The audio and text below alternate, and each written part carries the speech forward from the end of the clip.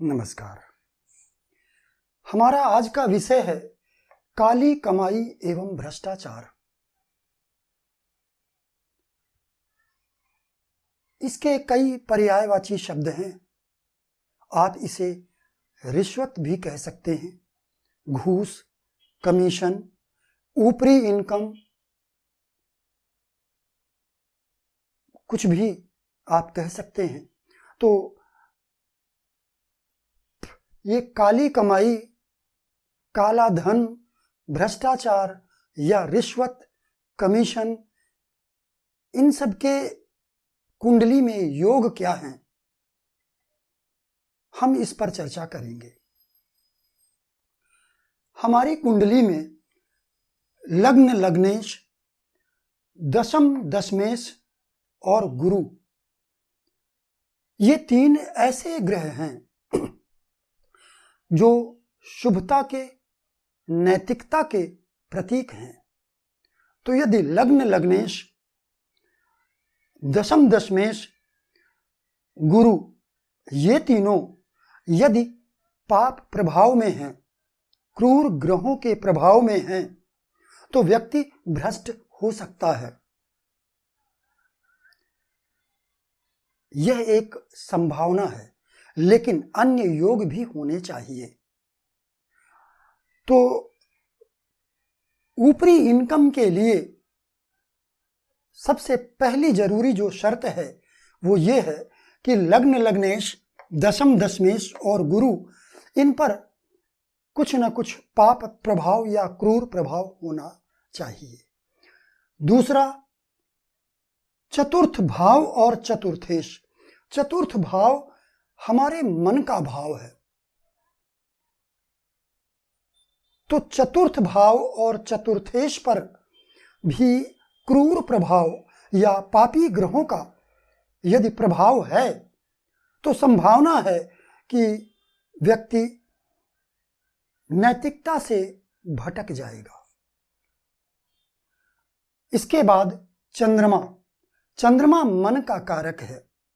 यदि चंद्रमा पक्ष बल से हीन है, अर्थात अशुभ चंद्रमा है, क्रूर चंद्रमा है, और यदि इस पर किन्हीं क्रूर या पापी ग्रहों का प्रभाव है तो फिर व्यक्ति भ्रष्टाचार में लिप्त हो सकता है। इसके बाद हम आते हैं उन योगों पर। तो सबसे पहले सभी आप जानते हैं कि ये धन भाव कहलाता है। धन भाव पर यदि क्रूर या पापी ग्रहों का प्रभाव है, जैसे शनि, मंगल, राहु, केतु आदि का, तो ऐसा हो सकता है कि वो व्यक्ति कुछ नैतिकता की राह से हट करके कुछ कमाई करे।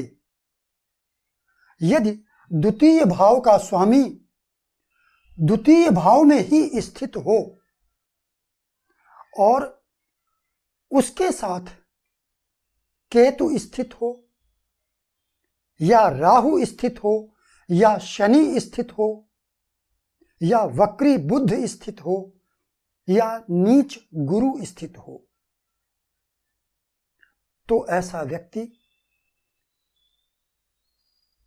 नैतिकता के रास्ते से भटक जाता है। इसे हम भटकना भी नहीं कहेंगे। जैसे बहुत सारे लोग हैं, नौकरी करते हैं, लेकिन उन्हें कहीं ना कहीं से अंडर द टेबल इनकम भी प्राप्त होती है, ऊपरी इनकम भी प्राप्त होती है। तो फिर यदि द्वितीय भाव में द्वितीयेश स्थित हो और केतु, शनि, राहु, वक्री बुध या नीच गुरु भी साथ में, इनमें से कोई स्थित हो द्वितीयेश के साथ, तो ऐसा व्यक्ति ऊपरी कमाई करता है। अब द्वितीयेश, द्वितीय भाव का स्वामी यानी धन भाव का स्वामी यदि छठे भाव में स्थित है, तब भी वो व्यक्ति गलत कार्यों से धन कमाता है।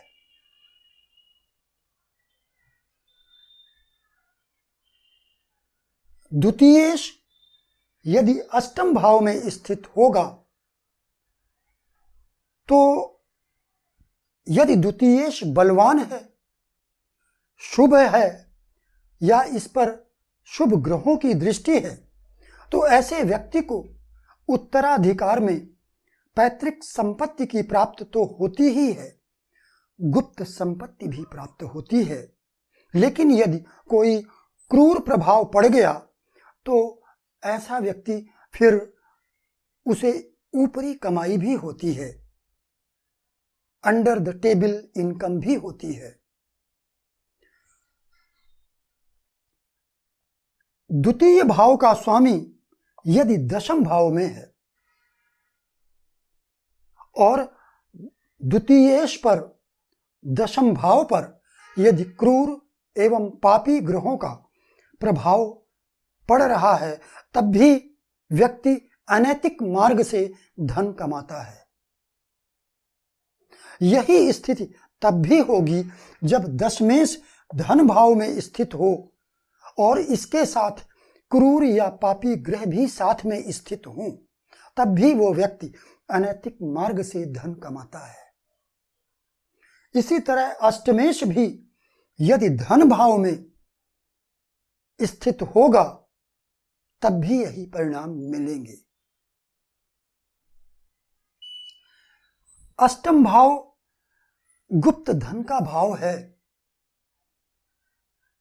तो यदि अष्टम भाव में अभी मैंने बताया कि द्वितीयेश यदि यहां स्थित है या अष्टमेश द्वितीय में स्थित है तो व्यक्ति को ऊपरी इनकम होगी या अनैतिक मार्ग से धन कमाई होगी। लेकिन यदि नवमेश भी अष्टम में स्थित होगा तब भी यही स्थिति आएगी। वो इसलिए कि नवम भाव धर्म का भाव तो है, बहुत ही शुभ भाव है, ये भाग्य भाव है, इसका संबंध धन से भी है और अष्टम भाव का संबंध भी धन से है। तो यदि ये धर्म भाव का स्वामी यदि अष्टम भाव बुरे भाव में आ जाएगा तब भी यही स्थिति होगी।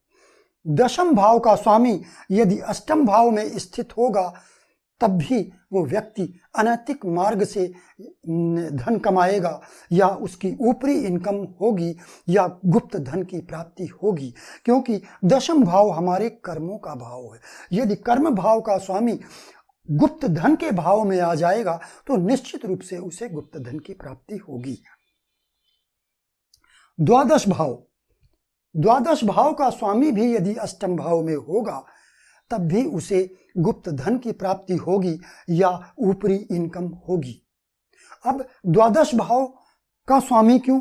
द्वादश भाव का इसलिए कि द्वादशेश यदि अष्टम में स्थित होगा या द्वादशेश छठे भाव में स्थित होगा तो विपरीत राजयोग का निर्माण होगा। इसी तरह से छठे भाव का स्वामी भी यदि अष्टम या द्वादश में जाएगा तो विपरीत राजयोग का निर्माण करेगा। अष्टम भाव का स्वामी यदि छठे अथवा 12वें में होगा तो विपरीत राजयोग का निर्माण करेगा। तो विपरीत राजयोग है क्या? दो तरह से विपरीत राजयोग के फल हमें प्राप्त हो सकते हैं। पहला, यदि इनमें से कोई ग्रह बलवान हो और वो द्वादश या अष्टम या छठे भाव में स्थित हो और उस पर किसी भी शुभ ग्रह की दृष्टि ना पड़ रही हो, किसी अशुभ ग्रह की दृष्टि भी ना पड़ रही हो, तो फिर उसे नैतिक मार्ग से उसे यह राजयोग की प्राप्ति होगी। लेकिन यदि उस पर अन्य अशुभ एवं पापी ग्रहों का प्रभाव होगा तो अनैतिक मार्ग से भी धन की प्राप्ति होगी, कुमार्ग से धन की प्राप्ति होगी। अब तृतीय भाव पर हम आते हैं। आप कहेंगे तृतीय भाव क्यों? तृतीय भाव का क्या संबंध है धन से? तृतीय भाव का संबंध धन से है। तृतीय भाव उपचय भाव कहलाता है। उपचय भाव हमारी कुंडली में तृतीय भाव षष्ठ भाव, दशम भाव, एकादश भाव, ये 4 भाव हमारी कुंडली के उपचय भाव कहलाते हैं। उपचय भाव का अर्थ है वृद्धि स्थान, इनका संबंध धन से होता है। तो तृतीय स्थान उपचय स्थान होने के कारण इसका भी संबंध धन से है, पहली बात। दूसरी बात ये कि धन भाव से ये धन भाव है, यानी द्वितीय भाव से द्वितीय भाव है। यदि द्वितीय तृतीय भाव में बैठ जाता है तो ऐसा व्यक्ति धन संचय करने में, मनी सेविंग करने में सक्षम होता है। तो ये धन से धन भाव है, द्वितीय से द्वितीय भाव है, भावात भावम। तो इसलिए भी इसमें यह तृतीय भाव सूक्ष्म रूप से धन भाव भी है। तीसरी बात, एकादश भाव, ये आय का भाव है, लाभ का भाव है। तो लाभ के भाव से ये पंचम भाव है, शुभ त्रिकोण भाव है। और पंचम भाव में भी धन देने का गुण होता है। तो तृतीय भाव से पंचम भाव का स्वामी या द्वितीय भाव से द्वितीय भाव का स्वामी यानी तृतीयेश यदि यहां पंचम स्थान में स्थित हो जाए, तृतीयेश यदि पंचम में स्थित हो जाए तो भी व्यक्ति नैतिक रूप से भ्रष्ट हो जाता है। और वो इसलिए कि पहली बात तो ये कि कोई भी ग्रह यदि अपने भाव से तृतीय में जाता है तो तृतीय भाव एक क्रूर और पापी भाव है, तो वहां वो पीड़ित हो जाता है। तो ये तृतीय से तृतीय में आया है, एक बात। दूसरी बात ये कि एकादश भाव से ये सप्तम भाव है और एकादश से ये पंचम भाव है। तो जब एकादश से पंचमेश, एकादश से ये पंचमेश जब सप्तम में आएगा, सप्तम भाव काम त्रिकोण भाव कहलाता है। सप्तम भाव भौतिकता का भाव है और पंचम भाव एक शुभ भाव है, धर्म त्रिकोण का भाव है। तो जब पंचमेश सप्तम में आएगा तो वो भौतिकवादी हो जाएगा पूरी तरह से, उसमें धर्म या नैतिकता शेष नहीं रह जाती है, क्योंकि पंचम के कारकत्व सप्तम में जाने से यानी अपने भाव से तृतीय में जाने से उसके कारकत्व, शुभ कारकत्व नष्ट हो जाते हैं। तो इसलिए यदि तृतीयेश पंचम में आएगा तो भी व्यक्ति नैतिक रूप से भ्रष्ट हो जाता है। तो ये मैंने अभी आपको धन भाव, तृतीय भाव, छठा भाव, अष्टम भाव, द्वादश भाव, दशम भाव, इनसे संबंधित मैंने योग बताए हैं कि यदि ये ऐसे योग होंगे तो व्यक्ति की ऊपरी कमाई होगी, ऊपरी इनकम होगी, अंडर द टेबल इनकम होगी। अब कुछ ऐसे ग्रह योग भी हैं जैसे चंद्र और मंगल यदि साथ में युत हों तो एक अच्छा धन योग का निर्माण होता है, ये आप सभी जानते हैं। लेकिन यदि इस योग में किसी अन्य पापी या क्रूर ग्रह की दृष्टि पड़ गई तो फिर ऐसा व्यक्ति ऊपरी कमाई भी करता है। चंद्र और मंगल की युति में क्रूर ग्रह की दृष्टि ऊपरी कमाई का कारण बनेगी। दूसरा है शुक्र, योग कारक शुक्र, यानी ये योग केवल मकर लग्न और कुंभ लग्न में संभव है। मकर लग्न और कुंभ लग्न में शुक्र योग कारक हो जाता है। यदि ऐसे योग कारक ग्रह पर क्रूर या पापी ग्रहों की दृष्टि होगी तो भी व्यक्ति अनैतिक रूप से धन कमाएगा। इसी तरह मंगल कर्क लग्न या सिंह लग्न, इन दोनों में ही मंगल योग कारक ग्रह होता है। यदि यहाँ पर ये कर्क लग्न है तो मंगल पंचम और दशम भाव का स्वामी बन जाता है। यदि सिंह लग्न है तो मंगल चतुर्थ और नवम भाव का स्वामी बनने के कारण योग कारक बन जाता है। यदि इस मंगल पर शनि राहु केतु का प्रभाव पड़ेगा तो व्यक्ति ऊपरी कमाई करेगा। इसी तरह से योग कारक शुक्र पर मंगल शनि राहु या केतु की दृष्टि पड़ेगी तो भी व्यक्ति ऊपरी कमाई करेगा। द्वादश भाव में यदि शनि और मंगल या शनि और राहु या शनि और राहु या मंगल और राहु, इन तीन में से कोई भी दो ग्रह स्थित हों तब भी ऊपरी कमाई का योग बनता है। तो इस तरह से मैंने आपको बताया कि ऊपरी इनकम या अंडर द टेबल मनी के योग कौन कौन से हैं। यही योग बड़े भ्रष्टाचार में भी बदल जाते हैं, लेकिन ऐसे योग के बारे में मैं बात नहीं करना चाहता। इसके अलावा चोरी के भी योग होते हैं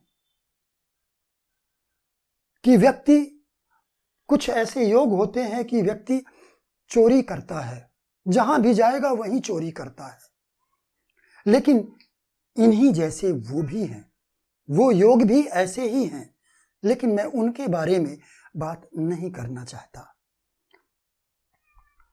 तो आज के लिए बस इतना ही। मेरे अगले वीडियो देखने के लिए मेरे चैनल को सब्सक्राइब करें, लाइक करें। नमस्कार।